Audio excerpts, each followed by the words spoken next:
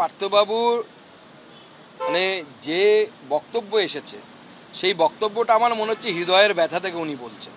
তার কারণ উনি একটা কথাই বলতে পারেন, যার জন্য করলাম চুরি সেই বলে চোর। দেখুন, পার্থ চট্টোপাধ্যায় নিজে পুরোটা করেছে, এটা হতে পারে না।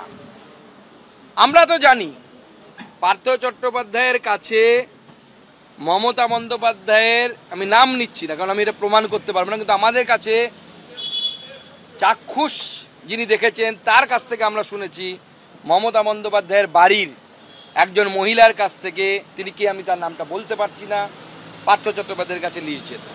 কালীঘাটের কাকুর যে অডিও রেকর্ডিং, সেই অডিও রেকর্ডিংয়ে পরিষ্কার টাকার কথা বলা আছে। এরপরেও পার্থ চট্টোপাধ্যায় যেটা বলছেন সেটা আমার বিশ্বাস বাংলার মানুষ অ্যাটলিস্ট বিশ্বাস করবে না।